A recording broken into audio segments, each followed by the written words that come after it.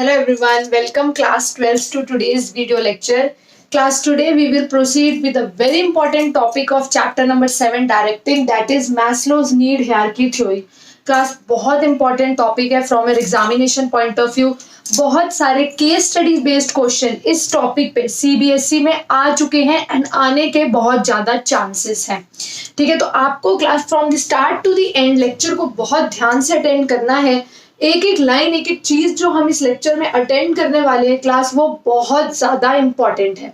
ठीक है क्लास, थोड़ा सा टॉपिक स्टार्ट करने से पहले हम एक शॉर्ट इंट्रोडक्शन डिस्कस कर लेते हैं. क्लास, इस टॉपिक में आपको पढ़ना है मैस्लोज नीड हायरार्की थ्योरी.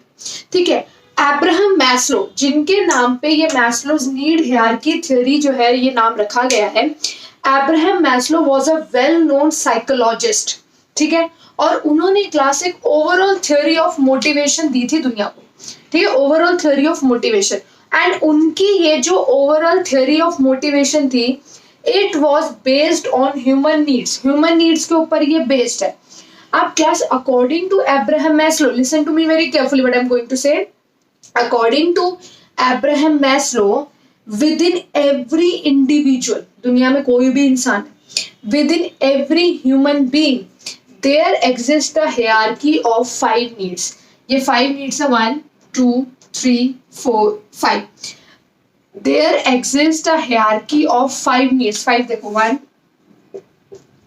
एक चेन है, एक सीक्वेंस है 5 नीड्स की हर ह्यूमन बीइंग के अंदर. आप कहीं भी चले जाओ.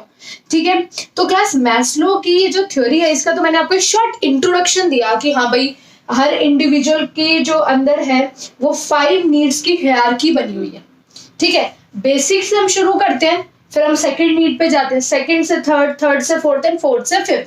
ऐसा कभी नहीं होगा कि हम फर्स्ट से सीधा फोर्थ पे चले जाएंगे, फर्स्ट से फिफ्थ, ऐसा कभी नहीं होता. Every individual moves in a sequence. First satisfy होगी तभी सेकंड पे जाओगे, सेकंड सेटिस्फाई होगी तभी थर्ड पे जाओगे. ठीक है, इस तरह क्लास की ना सीक्वेंस बनी हुई है. ठीक है, समझ आ गया. अब क्लास, टॉपिक शुरू करने से पहले और डिटेल में शुरू करने से पहले हमें एक बार डिस्कस करना है assumptions of Maslow's need hierarchy theory. Maslow की थ्योरी की कुछ एजम्पशंस हैं जो आपकी एनसीईआरटी में क्लियरली पॉइंट्स में मेंशन्ड है. तो यहाँ पे वो मैं एजम्पशंस डिस्कस करने वाली हूँ class. Total there are 4 assumptions. ठीक है, 1, 2, 3, 4 एजम्पशंस है class, and one by one मैं डिस्कस करूँ. नंबर वन एजम्पशन ये है, अकॉर्डिंग टू मैस्लो जो लोगों का बिहेवियर है, it is based upon their needs. लोग कैसे बिहेव करते हैं ये डिपेंड करता है उनकी नीड्स के ऊपर. सेटिस्फैक्शन ऑफ नीड्स, जैसे जैसे नीड्स सेटिस्फाई होती है उनका बिहेवियर इन्फ्लुएंस होता है. उनका बिहेवियर उनकी नीड्स की सेटिस्फैक्शन पे डिपेंड करता है. मैं एक एग्जांपल दे रही हूँ आपको, ऑल्दो तो हम ये सारी नीड्स अभी डिटेल में डिस्कस करेंगे. जैसे बेसिक फिजियोलॉजिकल नीड है, रोटी कपड़ा मकान, बेसिक नीड है किसी भी ह्यूमन के सर्वाइवल के लिए. अब ह्यूमन की अगर यही नीड सेटिस्फाई नहीं हो रही है प्रॉपरली, उसकी बेसिक फिजियोलॉजिकल जो नीड्स है वो सेटिस्फाई नहीं हो रही है, तो ऐसे केस में क्लास, ध्यान से सुनना, ऐसे केस में फ्रस्ट्रेटेड रहेगा. उसको बेसिक नीड्स नहीं मिल रही, सर्वाइवल उसका दिक्कत हो गया है, वो फ्रस्ट्रेटेड रहेगा, डिसअपॉइंटेड रहेगा, सैड रहेगा, डिप्रेस्ड रहेगा. वो हर वो एक्शन करेगा कि उसके बेसिक फिजियोलॉजिकल नीड सेटिस्फाई हो जाए. समझ लो. तो क्लास, ये चीज आपको समझनी है कि जो नीड्स हैं ये हमारे बिहेवियर को क्या करती हैं, इन्फ्लुएंस. ठीक है, ये थी हमारी first assumption. Now let's move to the second assumption. Second assumption ये क्लास कि सपोज करो पर्सन की फर्स्ट नीड सेटिस्फाई होगी. ठीक है, तो अब ये नीड उसको मोटिवेट नहीं करेगी. A satisfied need can no longer motivate a person. अगर आपकी नीड सेटिस्फाई ही हो गई, वो आपको मोटिवेट नहीं करेगी. जो अनसेटिस्फाइड है, जो अभी तक आपको मिला नहीं है, उसके लिए इंसान मेहनत करता है. क्लास, ये जनरल साइकोलॉजी, जो चीज हमें मिल जाती है ना, हमें उसकी वैल्यू कम हो जाती है, लेकिन जब तक कहते हैं ना, जब तक वो चीज हमें मिले ना, तब तक हम उसके लिए बहुत मेहनत करते हैं. ठीक है, सपोज करो मेरा एम है कि यार नहीं, मुझे ना एचओडी बनना है स्कूल का. मैं बहुत मेहनत कर रही हूँ, दिन रात मेहनत करूँ कि मुझे एचओडी बनना है. एचओडी वो मेरे को मोटिवेट कर रही है. जैसे ही मैं एचओडी बन गई, अब वो एचओडी बनना मुझे मोटिवेट नहीं करेगा, बिकॉज मैं एचओडी अब बन चुकी हूँ। अब मेरा टारगेट है नहीं है मुझे वाइस प्रिंसिपल बनना है, तो वो वाइस प्रिंसिपल वाली नीड मुझे मोटिवेट करेगी। तो यही मैस्लो कहता है कि अ सेटिस्फाइड नीड, अगर कोई नीड सेटिस्फाई हो गई है, it can no longer motivate a person, ये पर्सन को मोटिवेट नहीं करेगी। जो नेक्स्ट नीड है, जो नेक्स्ट अनसेटिस्फाइड नीड है, वो पर्सन को क्या करेगी, मोटिवेट। तो ये सेकंड असम्पशन थी। थर्ड क्लास, जो लोगों की नीड है वो हियरार्किकल ऑर्डर में है।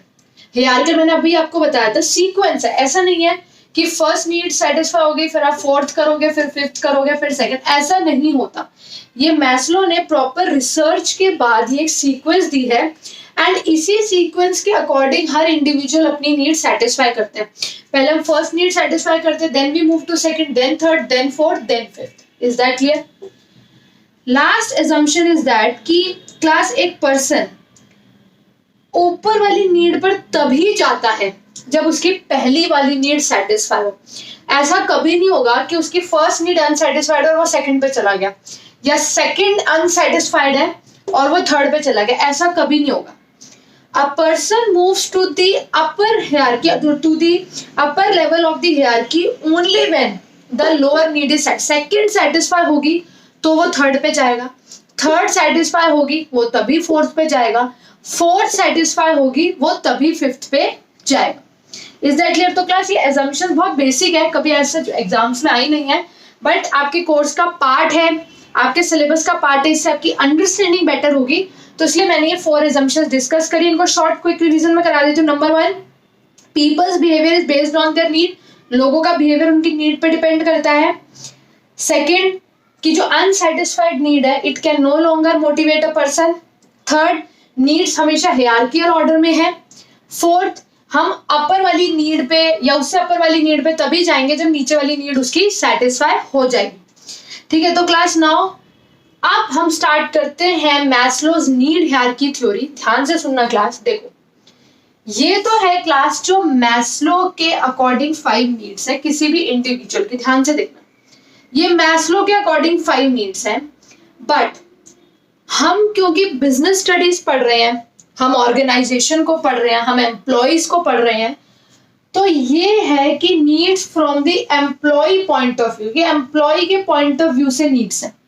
ये मैस्लो की नीड्स हैं जो उसने जनरल सभी ह्यूमन बीइंग्स पे बताई कि एप्लीकेबल है, एंड ये हमने वो नीड्स आइडेंटिफाई करी जो ऑर्गेनाइजेशन या एम्प्लॉय के पॉइंट ऑफ व्यू से है। ठीक है, तो फर्स्ट नीड क्या होती है class, according to Maslow, basic physiological needs. ध्यान से सुनना, बेसिक फिजियोलॉजिकल नीड्स का मतलब क्या होता है क्लास, ये नीड्स मोस्ट बेसिक है हायरार्की में, सबसे बेसिक। ठीक है, मतलब सबसे मिनिमल नीड जो हर इंसान की पूरी होनी चाहिए, लाइक हंगर, थर्स्ट, स्लीप, ये ऐसी नीड्स है मतलब जिनके बिना सर्वाइवल मुश्किल है। ठीक है, अगर हम इसी को ऑर्गेनाइजेशन के पॉइंट ऑफ व्यू से देखें, एम्प्लॉय के पॉइंट ऑफ व्यू से देखें, तो एम्प्लॉय के पॉइंट ऑफ व्यू से सबसे बेसिक नीड कौन सी होती है, बेसिक सैलरी। बाकी बाद में है, प्रमोशन अच्छा मिल रहा है, वर्किंग कंडीशन, वो बाद में है, उसके कलीग्स के साथ के रिलेशन है, बॉस के साथ के रिलेशन, दैट इज सेकेंडरी। सबसे बेसिक नीड किसी भी एम्प्लॉय के लिए क्या है जो वो जॉब ज्वाइन कर रहा है, सैलरी, बेसिक सैलरी। ठीक है, तो अब समझ लो कैसे ये एक टॉपिक बनाया गया है एनसीईआरटी ने आपकी बुक्स में, कि मैस्लो के अकॉर्डिंग जो 5 नीड्स हैं उन्हें हम कंपेयर कर रहे हैं to the 5 needs of the employee. तो जैसे एक ह्यूमन के लिए बेसिक फिजियोलॉजिकल नीड्स हैं कि भाई हमें बेसिक क्या चाहिए, हमें बेसिक रोटी कपड़ा मकान चाहिए, स्लीप चाहिए, तो एक एम्प्लॉय को बेसिक क्या चाहिए, सैलरी। अब देखो क्लास, जब एक इंसान को रोटी कपड़ा मकान उसकी बेसिक नीड्स पूरी हो जाती हैं, तब क्लास उसे चाहिए होती है सेफ्टी, सिक्योरिटी। मतलब ये वो नीड्स होती है, need for security and protection from physical and emotional harm. हम चाहते हैं कि हमें ना कोई चोट ना पहुंचाए, हमें कोई तकलीफ ना हो, और हम ना बिल्कुल सेफ एंड सिक्योर, हमें कोई दर्द ना हो। ठीक है, तो ये वो नीड्स होती है हमारी जिसके अंदर we need protection from social, emotional और फिजिकल हार्म, कि हमें कोई तकलीफ, हमें कोई चोट ना लगे। हम स्कूटी पे निकलते हैं, हम हेलमेट लगाते हैं ताकि हमें चोट ना लगे अगर हम गिर जाए। हम जब सीढ़ियों से उतरते हैं और अगर उसमें मान लो पानी गिरा हुआ है तो हम बहुत ध्यान से पैर रख रख के उतरते हैं कि हम गिर ना जाए, हमें चोट ना लग जाए।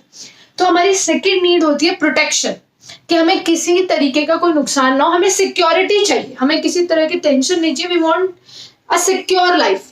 अब एम्प्लॉय के हिसाब से सिक्योरिटी क्या है? Job security. उसे चाहिए कि उसके ऊपर कभी ये टेंशन ना हो कि जॉब कभी भी जा सकती है, कभी भी जा सकती है। Wants a security. Permanent job हो, उसको एक जॉब सिक्योरिटी चाहिए। पेंशन प्लान, उसे सिक्योरिटी चाहिए कि जब वो ओल्ड हो जाएगा एंड वो जॉब छोड़ेगा तो उसकी लाइफ आगे की सिक्योर है, उसकी भाई पेंशन बंधी हुई उसे मिल जाएगी। तो इंडिविजुअल को जैसे सिक्योरिटी उसकी सेकंड नीड है, ऐसे एम्प्लॉय के अकॉर्डिंग उसकी सिक्योरिटी किस में है? जॉब सिक्योरिटी में एंड पेंशन प्लान में। अब क्लास, जब एक इंसान को सेफ्टी और सिक्योरिटी मिल गई, ठीक है, अब भाई उसको सिक्योर फील हो रहा है, तब क्लास उसकी नीड अराइज होती है, the need for love, friendship, companionship. भाई जब अब उसको रोटी कपड़ा मकान मिल गया, उसको सेफ्टी सिक्योर वो फील कर रहा है, अब उसका मन करेगा फ्रेंडशिप करने का, कंपेनियनशिप, उसके दोस्त हों। तो it is the need for affiliation. आप चाहते लोग आपसे बिलोंगिंग करें, आपसे एफिलिएटेड हो, आपसे रिलेटेड हो, तो it's the direct need for love, friendship, companionship, affection.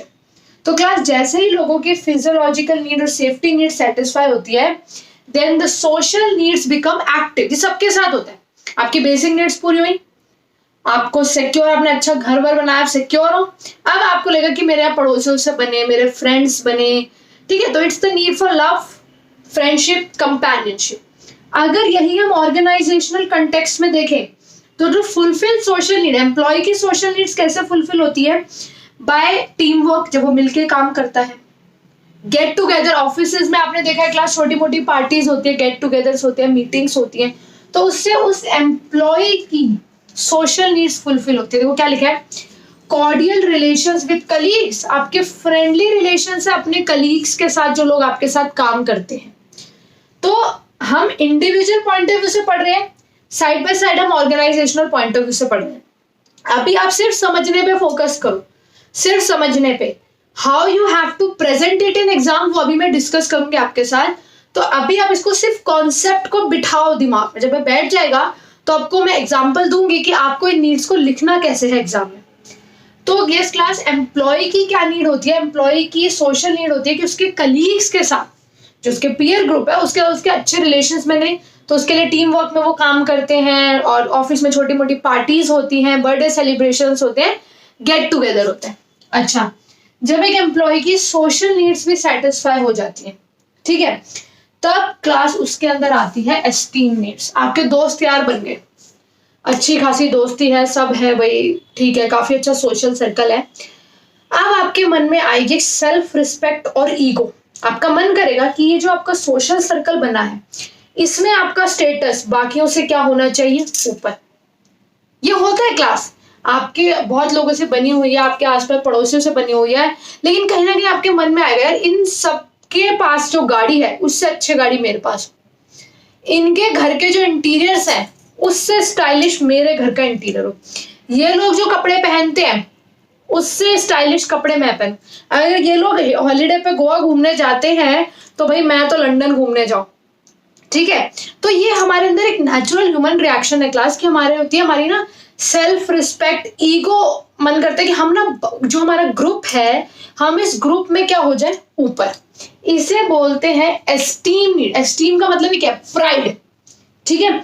तो यार इस नीड में क्लास क्या आता है? सेल्फ रिस्पेक्ट, स्टेटस, रिकॉग्निशन, कि आप ऊंचे उठो सबसे और आपको सबकी क्या मिले? अटेंशन। जब आप सबसे ऊंचे उठोगे तो ऑटोमेटिकली आपको सबसे क्या मिलेगी? अटेंशन। तो क्लास, जब ये तीन नीड सेटिस्फाई होती है तो आती है आपकी, मतलब तब एक इंसान को चाहिए होती है ग्रुप में रिस्पेक्ट, अटेंशन, और वो तभी मिलती है जब वो अपने ग्रुप मेंबर से थोड़ा हायर स्टेटस का होता है। ऑर्गेनाइजेशन में आपके इतने सारे कलीग्स हैं, आपको वहां सेल्फ रिस्पेक्ट की सेटिस्फेक्शन कब होगी? जब आपको मिलेगा प्रमोशन, अपने पीयर्स में से higher level job, job title GM बन गया, general manager, board of directors में आपका नाम आ गया, कितनी बड़ी बात है क्लास।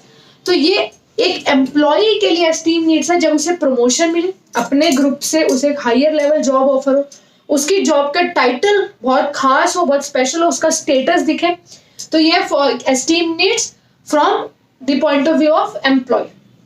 अब आती है class last self actualization needs. अब देखो क्लास, ये हाईएस्ट लेवल ऑफ नीड है, आपको दिख रही, highest level of need. But class Maslow ने ही ये कहा कि अगर हम दुनिया में इतने लोगों को देखें तो 99.999% लोग फोर्थ नीड तक तो सेटिस्फाई कर लेते हैं, बट कोई 0.000001% लोग ही फिफ्थ नीड को सेटिस्फाई कर पाते, नहीं कर पाते लोग। ऐसा क्या खास है इस नीड में? सेल्फ एक्चुअलाइजेशन नीड बहुत खास नीड है, बहुत कम लोग मतलब इस नीड को पूरा करके अपनी लाइफ कंप्लीट करते हैं, वरना तो ऐसा ये इन्हीं नीड्स में, इन 4 नीड्स में ही फंसे रह जाते हैं। Class self actualization need refers to the drive to become what one is capable of becoming. मतलब ये वो ड्राइव है कि आप वो बन जाओ जो आप बनने के कैपेबल हो। क्लास कितनी बार ऐसा होता है कि हमारे अंदर इतनी कैपेबिलिटीज होती है, इतना टैलेंट होता है, बट हम उसका फुल यूटिलाइजेशन नहीं करते। कितने बच्चे ऐसे हैं जिनको मैं पीटीएम में कहती हूँ कि इनका माइंड तो बहुत शार्प है, इनका आईक्यू बहुत शार्प है, बट ना ये पढ़ाई में ध्यान नहीं दे रहे। कितने बच्चे ऐसे होते हैं जिनका स्पोर्ट्स में बहुत इंटरेस्ट होता है और उनका स्टैमिना जबरदस्त है, सब कुछ है, लेकिन पेरेंट्स सपोर्ट नहीं करते या फैमिली फाइनेंशियल स्टेटस अच्छा नहीं होता कि उन्हें जबरदस्ती बोलते बेटा पढ़ पढ़ पढ़ पढ़, और जो उनका टैलेंट था, जो स्पोर्ट्स से रिलेटेड उनका टैलेंट था, मतलब जो वो कैपेबल थे बनने के, वो नहीं बन पाते। कोई है जो म्यूजिक में बहुत इंटरेस्ट है, बहुत ज्यादा जबरदस्त टैलेंट है म्यूजिक का, लेकिन वही पेरेंट्स का सपोर्ट नहीं है, फाइनेंशियल स्टेटस नहीं है, और जबरदस्ती पढ़ पढ़ पढ़ पढ़, और वो जो म्यूजिक का टैलेंट, जो कैपेबिलिटी थी, वो वेस्ट हो गई। तो सेल्फ एक्चुअलाइजेशन नीड होती है कि आपको जो टैलेंट दिया भगवान ने, आपके अंदर जो कैपेबिलिटी है, आप जो बन सकते हो, आप वो बन जाओ। बट ये बहुत मुश्किल है, ऐसा हो नहीं पाता कि आपको वही एनवायरनमेंट मिले, वही सपोर्ट मिले ना वो बन जाए। कई लोग बन पाते हैं, दे आर लकी। तो self actualization need means to become what one is capable of becoming, कि आप वो बन जाओ जो आप बनने के काबिल हो, जो आपके अंदर पोटेंशियल है, आप उसको अचीव कर लो, आप उसको फुली एक्सप्लॉइट कर लो, आपकी ग्रोथ हो, सेल्फ फुलफिलमेंट, और लाइफ में आपने जो गोल्स सोचे हैं, आप उन गोल्स को अचीव करो। समझ रहे हो class? I hope you are understanding the essence of this need, कि अपनी कैपेबिलिटीज को, अपने टैलेंट को फुली यूटिलाइज करके आप अपने गोल्स अचीव कर लो। ऐसे ही class from employ point of view, कि एम्प्लॉय के अंदर जो टैलेंट है, जो कैपेबिलिटी है, जो फुल पोटेंशियल है, उसको वो फुली क्या कर ले, यूज कर ले, फुल अपने, कहते हैं ना कि 100% वो अपने टैलेंट को, अपनी पोटेंशियल को एक्सप्लॉइट कर ले। ठीक है, तो ये 5 नीड्स हैं क्लास, बट इंपॉर्टेंट क्या था, कॉन्सेप्चुअल क्लैरिटी होगी। दैट्स वेरी गुड कि आपको कॉन्सेप्चुअल क्लैरिटी होगी। एक्सप्लेनेशन आपकी एनसीईआरटी में भी दी हुई है टू द पॉइंट, बट बात ये है हाउ टू प्रेजेंट। तो क्लास यहाँ पे मैं आपको प्रेजेंटेशन डिस्कस करने वाली हूँ, वो ध्यान से सुनना कि आपको एग्जाम में अगर मैस्लोज नीड की थ्योरी आती है या किसी भी नीड को आइडेंटिफाई करके एक्सप्लेन करना है, तो how you have to do it. Okay, तो now let's see it. See class, how you have to present the needs in the answer sheet, that's very important, क्योंकि जब हम बोर्ड के आंसर शीट्स चेक करते हैं तो बहुत ज़्यादा प्रॉब्लम होती है मैस्लोज नीड हायरार्की थ्योरी की प्रेजेंटेशन में। Suppose class you are explaining basic physiological needs, okay, तो सबसे पहले तो आप मैस्लो के अकॉर्डिंग उस नीड को आइडेंटिफाई करो, क्योंकि हम मैस्लो नीड हायरार्की थ्योरी पढ़ रहे हैं। These needs are the most basic in the hierarchy and corresponds to primary needs। ठीक है, ये आपके एनसीईआरटी में भी लिखा है, सिंपल लैंग्वेज है कि हायरार्की में सबसे बेसिक नीड्स और प्राइमरी नीड्स है। Hunger, thirst, sleep etcetera are some examples of this needs. ये तो हमने मैस्लो के अकॉर्डिंग बता दिए। आप क्लास, क्योंकि मैं बोल रही हूँ हम बीएससी पढ़ रहे हैं, बिजनेस स्टडीज पढ़ रहे हैं, हम डायरेक्टिंग पढ़ रहे हैं, मैनेजमेंट के पॉइंट ऑफ व्यू से पढ़ रहे हैं, तो leave one line, create a separate point and mark for your examiner in the organizational context. You have to explain to her or to him that you are very much particular about the needs from the organizational context, कि आपको Maslow के point of view से भी meaning पता है, and आपको जो आप सब्जेक्ट पढ़ रहे हो आप मैनेजमेंट और ऑर्गेनाइजेशन के पॉइंट ऑफ व्यू से भी जानते हो. In the organizational context basic salary helps to satisfy such needs. समझ गए? तो इस तरह आपको सभी नीड्स को प्रेजेंट करना है. पहले मैस्लो के अकॉर्डिंग आप उसको प्रेजेंट करोगे, then you leave one line and then आप उसे प्रेजेंट करोगे ऑर्गेनाइजेशनल कॉन्टेक्स्ट से. ठीक है? इस तरह जब आप सभी नीड्स आइडेंटिफाई कर लोगे तो जैसी टीचर अभी फर्स्ट नीड चेक करेगी तो भाई करेक्ट, फुल मार्क्स, बिकॉज आप मैस्लो के अकॉर्डिंग भी प्रेजेंट कर रहे हो एंड देन आप ऑर्गेनाइजेशन के अकॉर्डिंग भी प्रेजेंट कर रहे हो. तो आई होप क्लास आपको कंप्लीट टॉपिक क्लियर है. कॉन्सेप्चुअल क्लैरिटी पे हमने वर्क करा है. For language you can refer to NCERT. And organizational context आपको ध्यान रखना है, आपको हर नीड में मेंशन करना है. एंड अगर आपको कोई भी कंफ्यूजन है क्लास किसी भी चीज में, किसी भी सब पॉइंट में, तो you can ask me and you can mark it in the comment box.